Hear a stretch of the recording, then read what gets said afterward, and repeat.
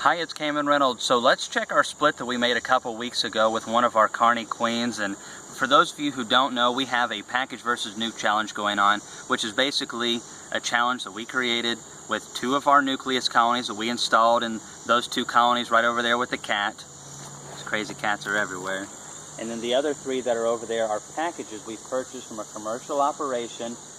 And off of those two nucleus colonies, we have made these splits. Of course, they're our queens and our splits over there, and they were strong enough to make these fine splits, and that's what we're going to be going through today. We're going to be tackling those in some other videos so you all can see what every hive looks like. And for those of you who have been watching, two of those packages we had to requeen because one went completely queenless, didn't have cells or anything going on, and then one of the other ones, the queen was just laying, oh goodness, maybe 25% of what a good queen should lay, and the colony could not grow. The other package is doing pretty well, but let's check these right quick. Our fall flow has started, so that's really nice. We're not feeding. We're in North Middle Tennessee. This is the third week of August. We have ragweed going. The wing stem, which is also known as the golden honey plant, is just starting to open up, and as long as we get some decent weather, that will be great.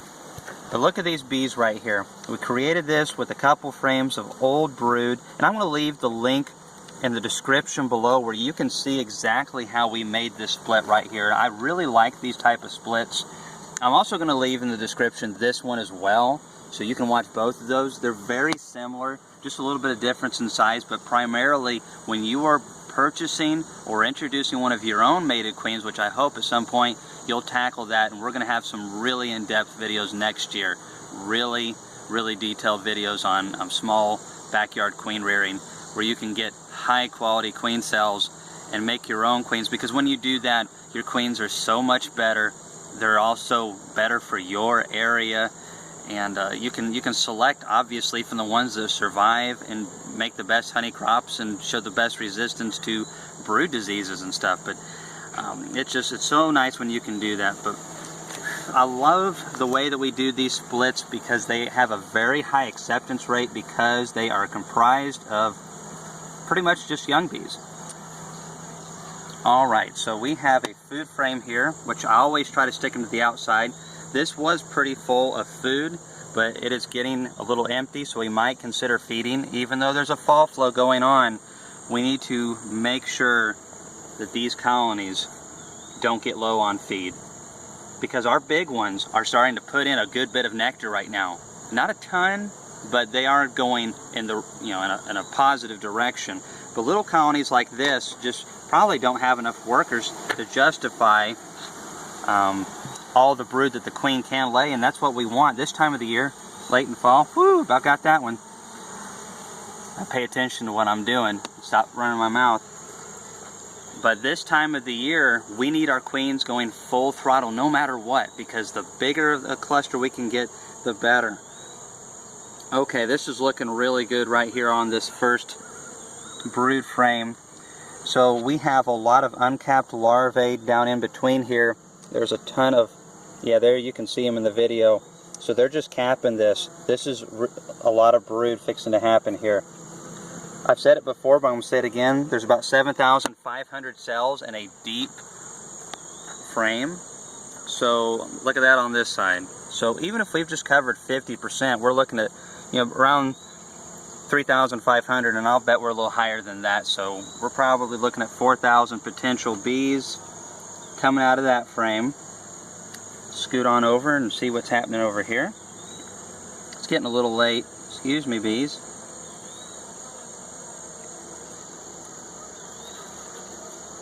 That one right there got stuck on my finger. I've got so much propolis on my hands. Wow, look at the brood pattern on this frame right here. Alright, that's awesome. So, goodness, I bet you between this frame and the other frame, we're probably looking in the neighborhood of around 9,000 bees fixing to hatch out.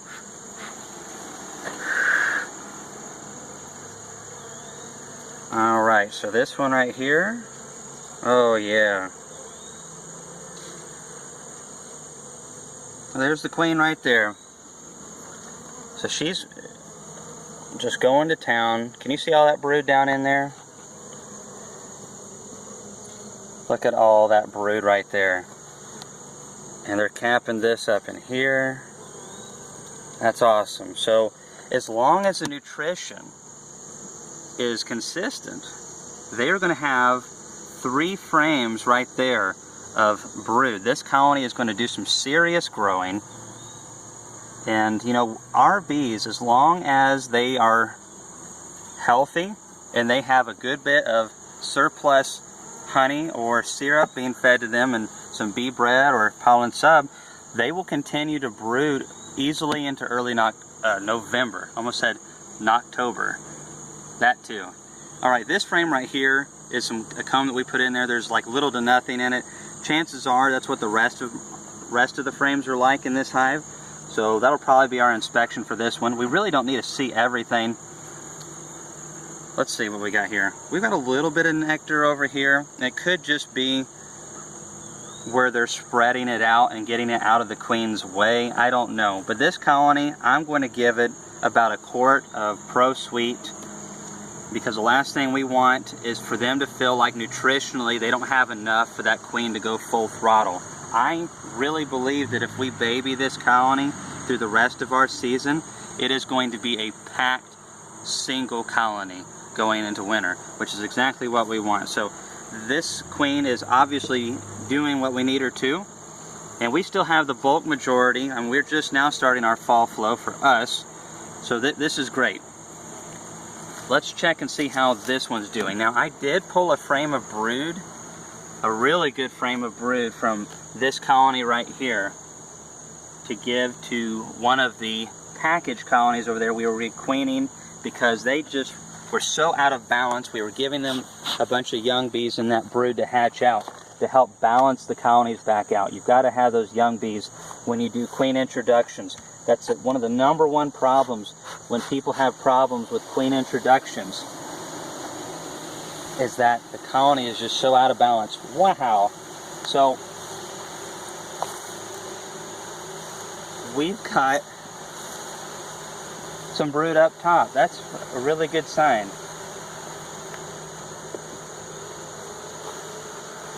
I probably just need to put combs up here. They might draw this out. Wow. Look at all that brood. Young queens. Good young queens. Okay, so the reason this is so spotty is for this reason right here. There's a bee hatching out there.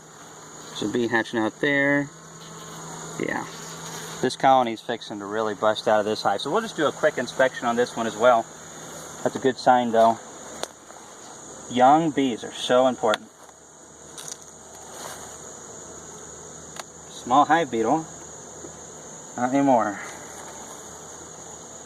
Alright. It's been a little while since I've been into this one. Now, just looking down into this colony, I can see that they have a decent bit of foodstuffs. I can see this capped honey up here at the top. And this over here. That's a good sign. Colonies need to have a little bit of that. You don't want to plug up the center of the combs in the colony, especially these right here. You don't want them completely full in the centers, but you want to have a rim around them of sugar syrup or honey, preferably.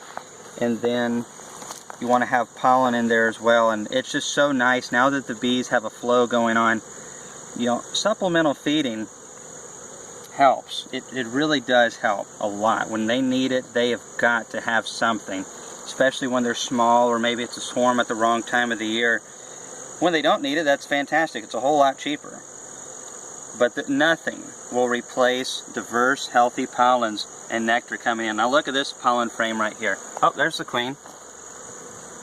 Sorry about the lighting, everybody. Let me, there's the queen there. And look at all this bee bread right here. Now the only difference, for those of you who don't know, between bee bread and pollen is that bee bread is just pollen that's been placed into combs, and then it has been packed down in there. A little nectar has been mixed with it, and that causes it. There's a lot more going on just than that, but basically between what the bees do and what some bacteria and stuff do, it causes the product to be able to ferment in a way that's going to last a long time, because pollen spoils just like nectar very quickly, and so that's why the bees turn the nectar into honey. It's a long-term storage. So let's see how good of a pattern she's laying down there in these frames. There's a lot of food stuff in between. There's a lot of pollen down in there between those brood frames. That is really good. This colony is exactly what we want going into winter, because it's just going to be so full of young bees. The bigger the cluster coming out of winter, when our bees start brooding in February, the more of those healthy bees that we have, the more potential the queen has of laying. So that is just full of eggs and larvae. So I mean, we really don't need to see any more than this. Obviously this queen is laying a really good pattern. As far as foodstuffs go, this frame right here is completely full of honey. So we're going to just put everything back like we got it before. Let's see, there's 3, 6, 9. Yeah, 9 in here. Now keep in mind, as you're growing your apiary, it's much harder in your first couple years due to the fact that you don't have much comb. Don't throw that comb away too quickly. I'm not saying hang on to it for 40 years, but many people throw their combs away too quickly, and it's so valuable. You can do so much with it. Your splits will grow so much faster. You can split later in the year having comb. It's very hard for us to draw foundation here in Tennessee later in the year. We can do it, but it's very hard, and only the strongest colonies can do it, and typically you have to feed them very hard to get them to do it. Now, in other places, you can draw comb pretty easily. I was talking to a guy in Florida, and he's like, goodness, we draw comb all the time. I don't think all of Florida's like that either. So, I mean, it really just depends on your area. My buddy in Hawaii can produce like 300 pounds of honey per hive, because it's just like certain plants over there, they'll produce a nectar crop, and then like 4 months later, they're producing another nectar crop, just the way the season is, and it's just overlapping flows constantly. And you can just move them from one place to the other on the island, the desert part of that island of Hawaii, to the rainforest part, and you can get all these flows. So you've got to always keep in mind that what works for me, you might need to tweak it a little bit. And I definitely can't produce 300 pounds of honey per colony here in Tennessee, no matter what I do. However, I don't have to ship mine off the island for $1.40 a pound, because everybody and their brother has honey.